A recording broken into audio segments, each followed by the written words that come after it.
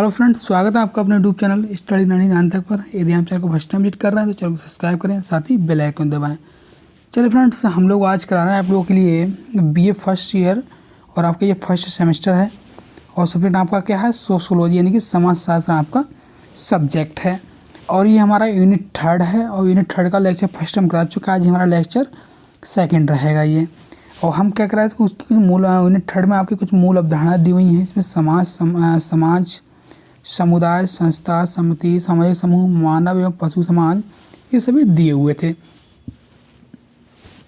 तो हमने उसमें आपको समाज करा दिया था। क्या करा दिया था? समाज करा दिया था। आज हम आपको कराएंगे समुदाय। क्या कराएंगे? समुदाय कराएंगे।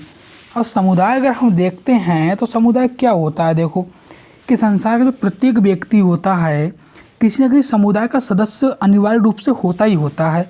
जैसे मान लो कोई व्यक्ति है, यदि वो किसी परिवार में जन्म लेता है और उस परिवार का अस्तित्व जो होता है वो किसी के समुदाय के अंतर्गत जरूर आता होगा।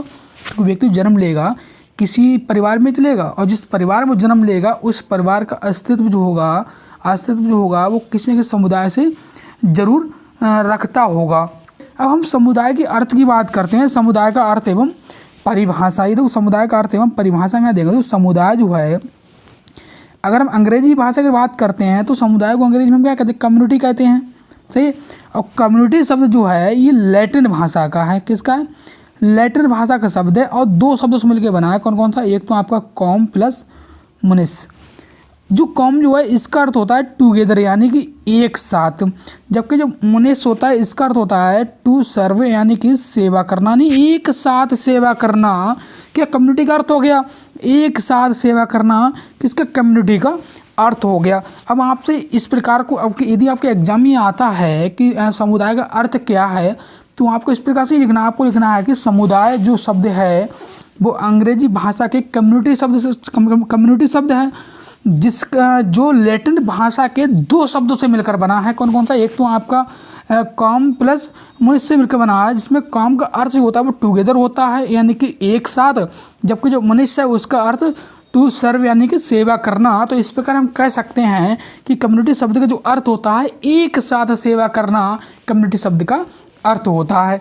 अब हम इसकी परिभाषा देखेंगे। आपके मनोविज्ञान हुए हैं किंग्सले डेविस के अनुसार।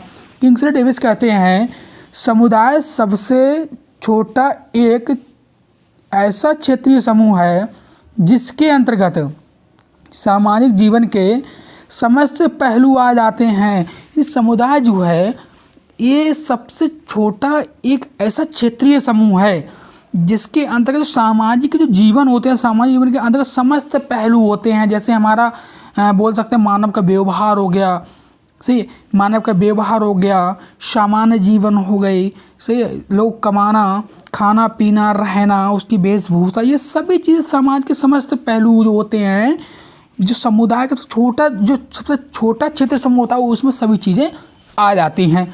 चलिए आगे देखते हैं। आगे हमारा है समुदाय की विशेषताएं एवं आवश्यक तत्व।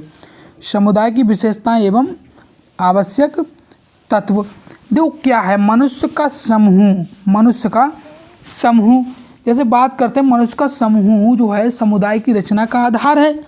मनुष्य का समूह जो होता है वो समुदाय की रचना का आधार होता है। बिना मानव समूह के समुदाय की कल्पना भी नहीं की जा सकती। केवल एक निश्चित भौगोलिक क्षेत्र में रहने वाले जन समूह को ही हम समुदाय कहते हैं। यानी कि मानव जो एक निश्चित समूह बनाकर रहता है उसको हम क्या समुदाय कहते हैं। समझ गए आप? दूसरा आपका है निश्चित भूभाग। हमने आपसे क्या कहा? जो समुदाय जो होता है, समुदाय के जो लोग होते हैं वो एक निश्चित जगह पर समूह बनाकर रहते हैं और उस क्षेत्रीय समूह को ही हम क्या कहते हैं? निश्चित भूभाग बोलते हैं। जहाँ वो लग रहते हैं और उन्हें उसी भूभाग के नाम से जाना जाता है। जैसे चाहे कोई गांव हो गया, नगर हो गया, क्षेत्र हो गया, जनपद हो गया, राज्य हो गया या आपका राष्ट्र हो गया, जिसके नाम से जाना जाता है कि इस जनजाति समूह का व्यक्ति इस जगह पर निवास करता है। एक क्षेत्रीय भूभाग के नाम से उसे हम जान लेते हैं। तीसरा पॉइंट देखते हैं सामुदायिक भावना। सामुदायिक भावना देखो हम किसे बोलते हैं? जैसे जो हमारे सामुदायिक भावना का मतलब होता है कि समुदाय के लोग जिस जगह पर रहते हैं उन्हें उसी जगह से प्रेम हो जाता है। जिसे हम बात करते हैं तो हमारी जो आदिवासी जनजाति जो होती है जंगलों में निवास करती है, सही है, जिस जगह वो निवास करती है उन्हें उस जगह से प्रेम हो जाता है, उनकी भावनाएं जुड़ जाती हैं। यदि सरकार उस जगह को छीनने की कोशिश करते हैं तो कई बार आपने खबर सुनी होगी कि जो आदिवासी जनजाति उन्होंने क्या विद्रोह कर दिया सरकार से। क्यों? क्योंकि जिस जगह वो रह रहे हैं उन्हें उस जगह से क्या उन्हें भावनाएं प्राप्त हो गई, उस जगह से उन्हें लगाव हो गया, प्रेम हो गया, वो उस जगह से हटना नहीं चाहते हैं। इसे हम सामुदायिक भावना कह सकते हैं। चौथा पॉइंट हमारा सामान्य जीवन।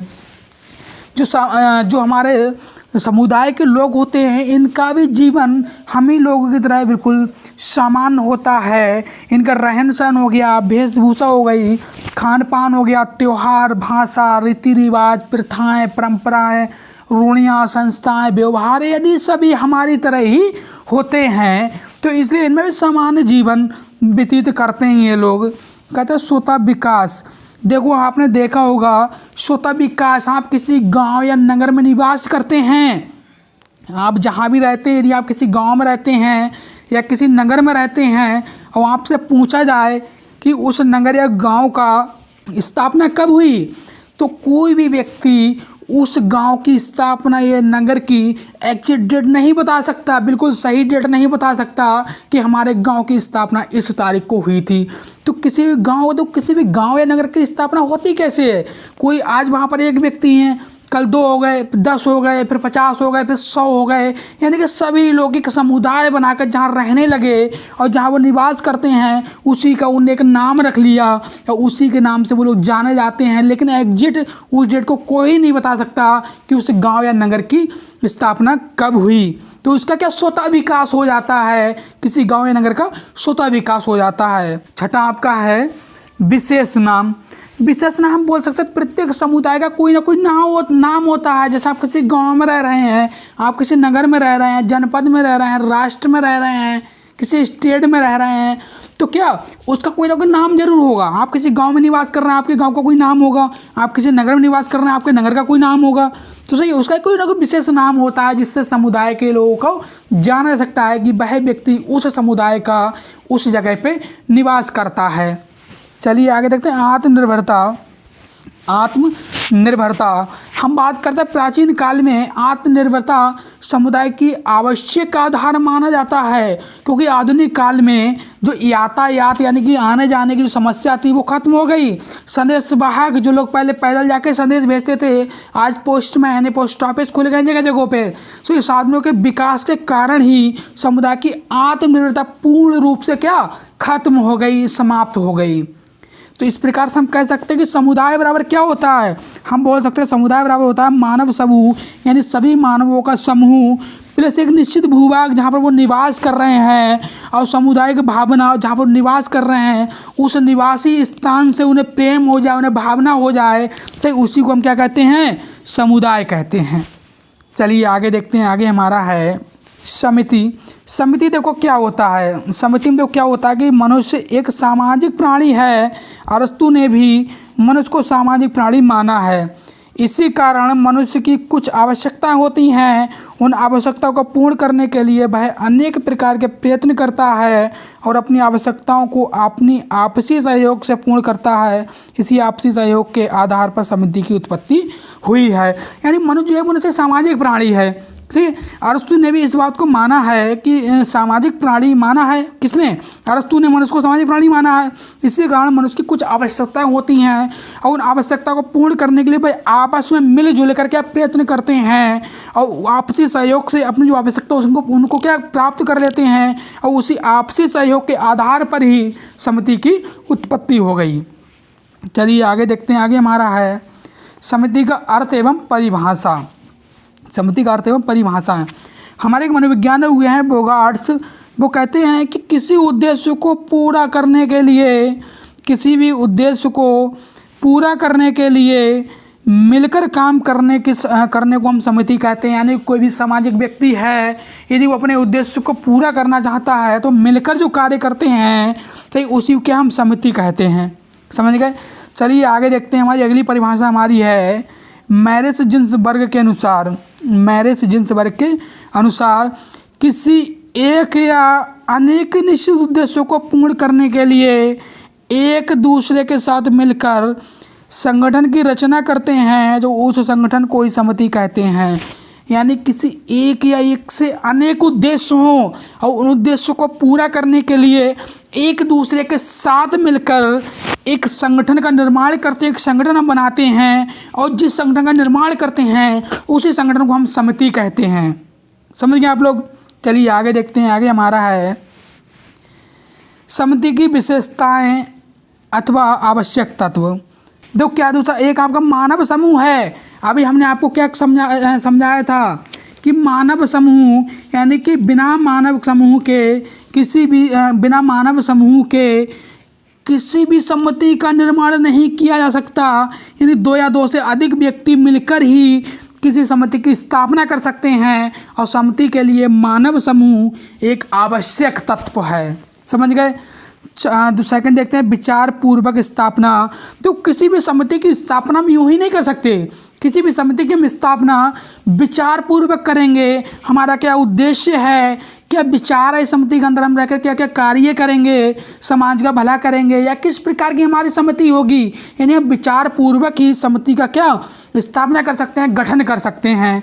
तीसरा हमारा है विशिष्ट उद्देश्य। देखो किसी भी समिति का हमने अभी क्या कहा, किसी भी समिति का हमें स्थापना करने से पहले, उसका गठन करने से पहले इस बात का विशेष ध्यान रखना पड़ता है कि उस समिति का उद्देश्य क्या होगा। समझिएगा? तो किसी भी समिति की जो स्थापना होती है वो किसी न किसी उद्देश्य के कारण ही की जाती है। चौथा आपका है सदस्यता। देखो कोई भी समिति है, किसी भी समिति में सदस्यता जो होती है वो ज़बरदस्ती नहीं होती है, अपनी इच्छा अनुसार होती है। यदि आप चाहें तो किसी भी समिति के सदस्य बन सकते हैं, यदि आप नहीं चाहें तो किसी भी समिति के सदस्य नहीं बन सकते। यदि आपकी समिति के सदस्य हैं और वो आपकी इच्छा नहीं है कि हम इस समिति के सदस्य रहें तो आप उस समिति के सदस्य भी हट सकते हैं, नहीं रह सकते हैं। अपनी इच्छा अनुसार आप उसके सदस्य बन सकते हैं, अपनी इच्छा अनुसार आप उस सदस्य नहीं बन सकते। पांचवा आपका है स्थायी स्वभाव। क्या है आपका? स्थायी स्वभाव। यानी अधिकांश समितियां स्थायी स्वभाव की होती हैं। सही है? इसका कारण यह है कि समितियां कुछ निश्चित उद्देश्यों की पूर्ति के लिए बनाई जाती हैं। इन उद्देश्यों की पूर्ति होने पर समितियां भी क्या समाप्त हो जाती हैं। आपने देखा होगा, आपको एक बहुत ही अच्छा एग्जाम्पल मैं देता हूं। जैसे देखो अभी कुछ समय पहले किसानों को आंदोलन हुआ था एमएसपी को लेकर। तो जो किसानों का जो संगठन बनाया गया था वो इस उद्देश्य को लेकर बनाया गया था कि सरकार जो है एमएसपी कानून वापस ले लेगी तो हम इस आंदोलन को ख़त्म कर देंगे। सरकार ने जैसे ही घोषणा की कि हम एमएसपी कानून को वापस ले रहे हैं और जो संगठन जो बना था, किसान जो मोर्चा बना था, उसे समाप्त कर दिया गया। तो हम कह सकते हैं किसी भी संस्था या समिति का कभी कभी निर्माण इसलिए भी किया जाता है कुछ उद्देश्यों को लेकर कि हमारा जब ये उद्देश्य पूरा हो जाएगा तभी हम समिति या संस्था को ख़त्म कर देंगे। छठा है नियमों द्वारा संचालित। देखो कोई भी समिति या संस्था है उसे हम नियमों को द्वारा ही संचालित कर सकते हैं, कानून के अंडर रहकर ही उसे संचालित कर सकते हैं। सातवां हमारा सहयोग की भावना। देखो समिति यदि है तो उसके अंदर सहयोग की भावना होना बहुत ही ज़्यादा आवश्यक है, क्योंकि जब कुछ व्यक्ति किसी विशिष्ट उद्देश्य या उद्देश्य की पूर्ति के लिए पारस्परिक सहयोग करते हैं, यानी सहयोग की भावना रखते हैं, तब समिति का निर्माण होता है। चलिए आगे देखते हैं। आगे हमारा है संस्था। आगे क्या है हमारा? संस्था। और संस्था देखो क्या होता है कि मनुष्य की अनेक आवश्यकताएं होती हैं। देखो संस्था जो है वो समिति का एक रूप है, हम ये मान सकते हैं। सही है? मनुष्य की अनेक आवश्यकताएं होती हैं। इन आवश्यकताओं को पूरा करने के लिए मनुष्य अनेक विधियों, नियमों तथा कार्य प्रणालियों का विकासित करता है, जिसे संस्था कहते हैं। मनुष्य की जो अनेक आवश्यकता होती है, उन आवश्यकताओं को पूरा करने के लिए मनुष्य अनेक विधियों को अपनाता है, अनेक नियमों को अपनाता है तथा कार्य प्रणालियों को विकासित करता है, जिसे हम क्या संस्था कहते हैं। चलिए आगे देखते हैं संस्था का अर्थ एवं परिभाषा।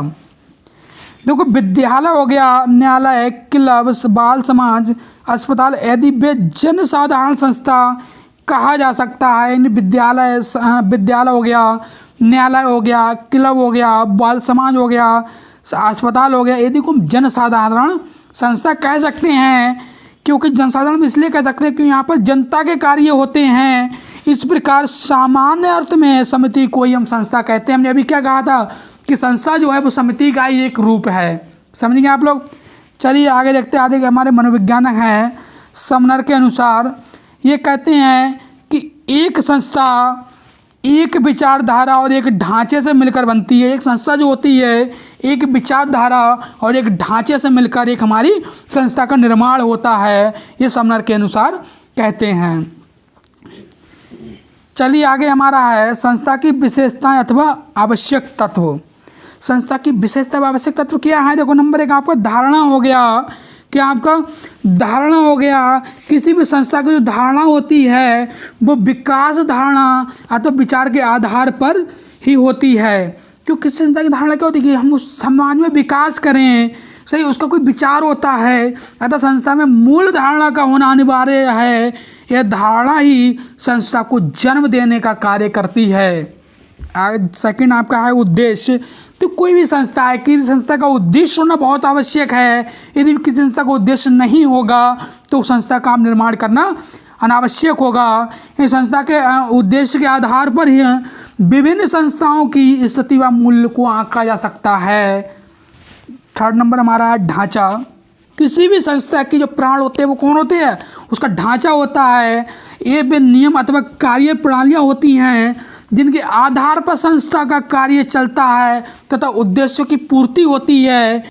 चौथा हम देखते हैं अभिमत एवं अधिकार। अभिमत को हम अधिकार बोलते हैं, सही है। अभिमत एवं अधिकार, तो कोई भी संस्था है, किसी भी संस्था के अपने कुछ अधिकार होते हैं जिन अधिकारों के कारण ही वह जिस राज्य, ग्राम, नगर या जिस स्टेट में कार्य कर रही है, जिस देश में कार्य कर रही है, अपने अधिकारों को होते हुए ही वह कुछ कार्य ऐसे कर सकती है इससे समाज का भला हो। तो हर संस्था के अपने अपने अधिकार होते हैं। पांचवा आपका है स्थिरता। क्या है? स्थिरता। संस्था में स्थिरता का तत्व भी आवश्यक रूप से पाया जाता है। यहाँ को इच्छानुसार तोड़ा नहीं जा सकता। पारिवारिक संस्था से भी विच्छेद सरल नहीं है। चलिए आगे देखते हैं। आगे हमारा छठा है प्रतीक। हम बोल सकते हैं प्रत्येक संस्था की पहचान होती है। प्रत्येक संस्था का कोई ना कोई चिन्ह होता है, कोई प्रतीक होता है जिससे हम पहचान सकें उस प्रतीक से, उस चिन्ह से कि ये चिन्ह किस संस्था का है। जैसे सपोज हम बात करते हैं, देखो कोई हमारा विद्यालय है, किसी जरूरी नहीं आप किसी विद्यालय का आप नाम ही देखें, कभी कभी हम विद्यालय का जो लोगो होता है उसका जो प्रतीक होता है उसको देख के ही पहचान लेते हैं कि ये जो लोगो, ये जो प्रतीक है ये इस विद्यालय का है। हाई कोर्ट आपने देखा होगा, कोर्ट का एक लोगो होता है। वकील का आपने लोगो देखा होगा, एक लोगो होता है, पहचान लेते हैं कि वकील की गाड़ी है, ये वकील का घर है, इस पर लोगो लगा हुआ होता है। तो हर संस्था का कोई ना कोई क्या होता है, एक लोगो होता है, प्रतीक होता है जिससे हम पहचान सकते हैं ये संस्था इसलिए कार्य करती है। फ्रेंड्स यदि वीडियो को पसंद आए तो वीडियो को लाइक करें, कमेंट करें, प्लीज़ चैनल सब्सक्राइब करें। जय हिंद दोस्तों, वंदे मातरम।